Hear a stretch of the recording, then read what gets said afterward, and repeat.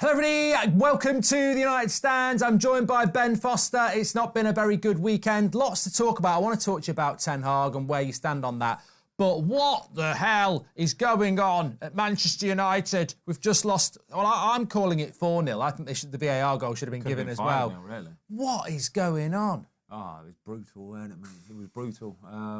It was, in fairness, it was a mad weekend of results, full stop, to be honest with you. But yeah, this is Man United in a nutshell, mate. You know, they go and get a big win against Chelsea last week, and then a few days later, at home against Bournemouth, where everyone thinks, oh, the season's turned, and that happens. That's that's where we are, mate. Do you think it's acceptable though, in the sense that it's not acceptable, and everyone will be saying it's not acceptable? But Ten Hag called this in the press conference on Friday, and he said, you've got to start these games 100% and be sharp because everybody's killing everybody in this Premier League. And to be fair to him, he's not wrong. No, Newcastle got done by Everton and then Spurs, and we've seen Bournemouth beat Newcastle as well. The results are all over the place. I mean, I don't excuse it, but it's just these players, Ben, they don't seem to get the fact that you've got to turn up every game for Man United. No, and it's all about intensity as well. You look at how intense Bournemouth were. I think Man United genuinely struggle against teams who just have high intensity, who just work hard.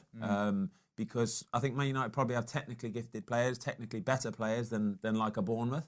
But work rate will always overcome ability. And that's again, the same as with Newcastle a few weeks ago, Bournemouth this week. They outworked them. They were more intense. They wanted it more. The first goal, for example, the guy that runs through and sort of like nicks the header or whatever it is and then carries on running through about 4 or 5 Manchester United players and then is able to cut the ball back is like, that's inexcusable. That looked like a training It's ground inexcusable that he's allowed to, first of all, win that first ball, but then also just be able to run straight through. Nobody challenges him. Everybody's almost looking at everybody to think, is it your man?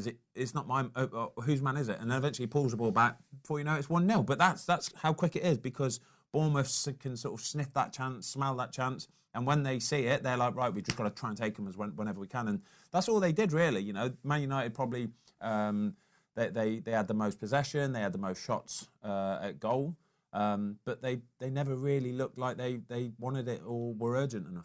I want to ask you about Ten Hag, but you just made me think about something else. That first goal, when I think back, it's McTominay who doesn't want the 50-50. He sprints past Amrabat and the cross comes in. And Luke Shaw's kind of in no man's land, doesn't know what's going on. Solanke is completely unmarked in the middle. And you just think, half the team is still in the dressing room. Yeah. It amazes me as a United fan, because I'm like, 75,000 people, make sure, no matter what, first 10 minutes, we fucking go at them, because this crowd can really get with us.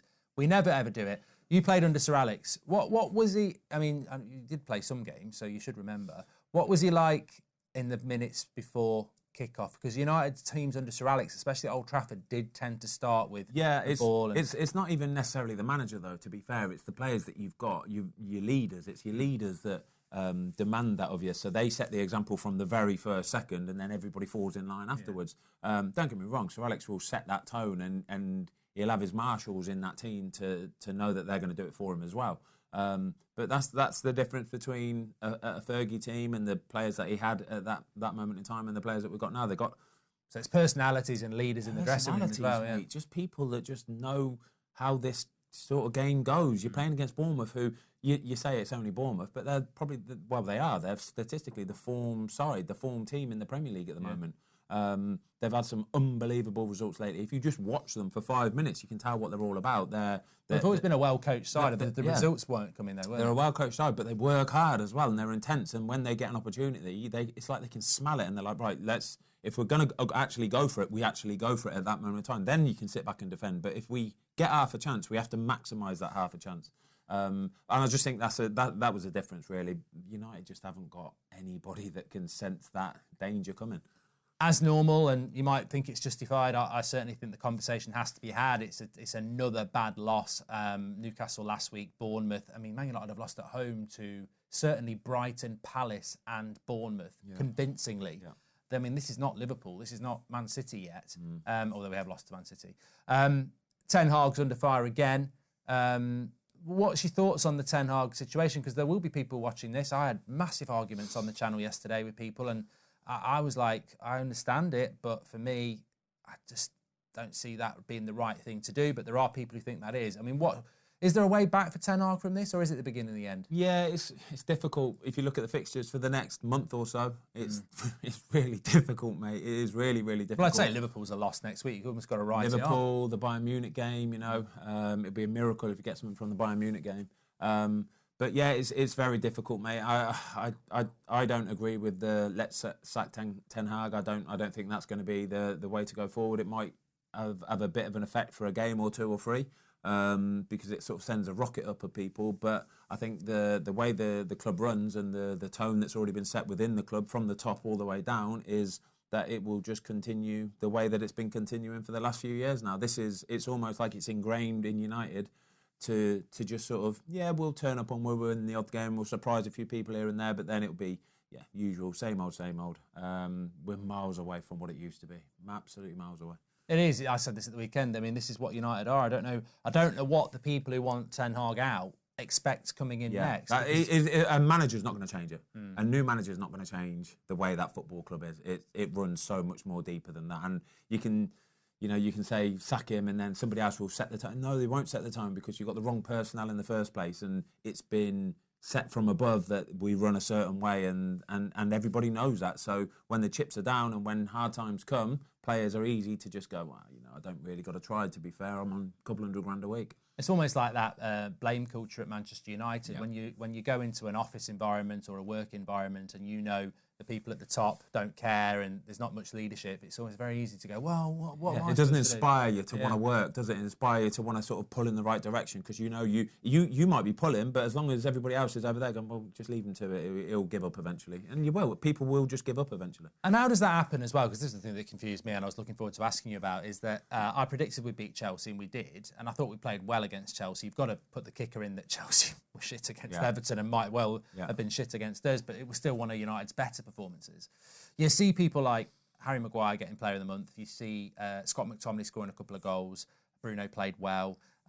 Luke Shaw played brilliant in the second half against Chelsea. They're just a selection of players that were bad.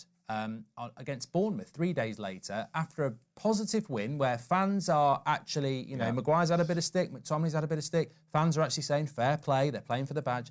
3 days later, they go and put stinkers in. Yeah. I mean, how does that... You've been in the dressing room. Yeah. How does that even happen? Because I understand players, getting a bit disillusioned when they're getting stick, but they're getting praise. People are saying, hey, you know what? McTominay deserves to start against Bournemouth. Yeah. And then he goes missing like the invisible man, and you think, I can't even criticise the lad anymore. He clearly doesn't have the minerals. It's consistency. They just don't have it. But the thing is, like Man United have signed, how many players have Man United signed for massive money, yeah? Yet still McTominay's playing. So you can, people can say what they want about McTominay, but he'll always be there for you and he'll always work hard. So I will never criticise him, mate. He might go missing for the odd game. It's not good enough. But because he might not have the technical ability of some of these players, but he'll always be there for you. Same as even goes for Bruno, Bruno gets a lot of stick and he's this and that, and he should be the captain, he's this and that. But he's always there. He's always playing on a Saturday afternoon. And I've been in teams where even the best players, they don't want to be there, and they'll feign an injury or they'll get sent off or they'll do something to not be there. Yeah. Whereas I at least think, well, you know what, at least Bruno and at least McTominay and a few others, Maguire, can look themselves in the mirror and go, you know what, I will still be there every Saturday afternoon. There's a lot to be said for that when you've got some of these prima donnas around them who probably earn much more money than them as well, don't want to be there. I know, and I think that's a great point. And I hope people on home take it on board, because I think that is the point. I'm past criticising the likes of Maguire and Bruno and McTominay, because I think they are what they are, wherever you want to put them on the pyramid. Yeah. I mean, I think Bruno's a good player. McTominay can score a goal. Don't think he can do much else, but he's always available. But what a problem that is for the manager, where he's literally picking players that are going to be there. I mean, this is Manchester United. Pep's not picking players who turn up to training, is he? And neither is Jurgen Klopp. I think this is where the manager needs to take a bit of responsibility for some of the players that he signed. He needs to... Again, it comes down to that. We spoke about it a few weeks ago, didn't we? The sort of chief executive role, the sporting director, sporting director role, where you need someone who's going to say, "Good idea, Erik. Yeah, this is not the right personality." Exactly that. Dan Ashworth, Dan Ashworth. That's all Dan Ashworth does at Newcastle. Yeah, he finds out about the player. The person. He finds out about the person. Yeah. He wants to know Does he work well in a team? Is he reliable? Is he hard-working? When the chips are down, is he still going to be there? Is he going to stand up and face all the criticism and just get on with it? That's what Man United haven't got. They've just. It's like they're playing champ man, and they've just looked at technical ability or speed or potential ability, and forget the rest. Forget whether he's a nice guy or whether he works well as a team.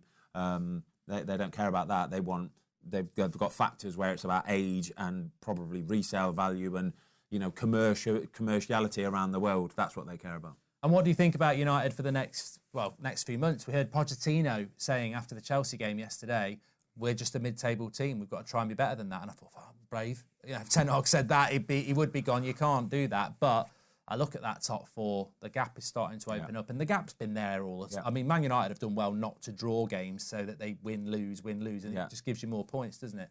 Well, the reason why the gap is still only there and it's not incredible is because we haven't had runaway Premier League teams this year. Whereas last year you'd have had an Arsenal and Man City who just went, see ya, see you later.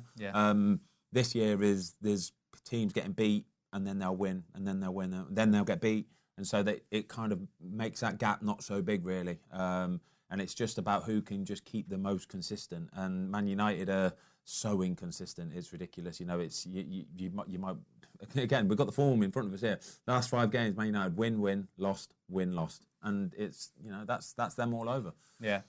So what do you see for United? 6th, better than 6th? Oh, mate, 6th would be about 6th, top. Even that, you've got anywhere in the Newcastle top 10. behind you. I mean, you look at this here. You got Man United in 6th on 27 points. Then you got Newcastle 26, Brighton on 26, West Ham on 24. Anything can happen. Anything can happen. With the next month's fixtures Man United have got, I wouldn't be surprised if they lost all of them, and I wouldn't be surprised if they won all of them. I think it's just going to be a long rebuild. And they're not even rebuilding yet. No. We don't even know what the owners are, so we're just treading water. It's not a rebuild yet, mate. Nowhere near the rebuild. But if they do it, I think it's going to take time. I don't think manager sacking does anything. No, a rebuild is where you go, right, this is what we're doing now, and we're going to stick to it, and we might lose 3 or 4 in a row and be brutal, but we are going to stick to what we know. Postecoglou at Tottenham, they lost 4 of their last 5, and then they go and batter Newcastle, but they're still playing the same way, and they're going, no, we're going to do this, even though we've got massive injuries and a massive depletion, we're still going to do this, and the fans love it. The fans are all on board of that. Thanks, Ben. Thank you very much. Absolute pleasure. Legend. Make sure you smash a like on the video and get your comments in below. Lots to digest there. Speak to you on the next one.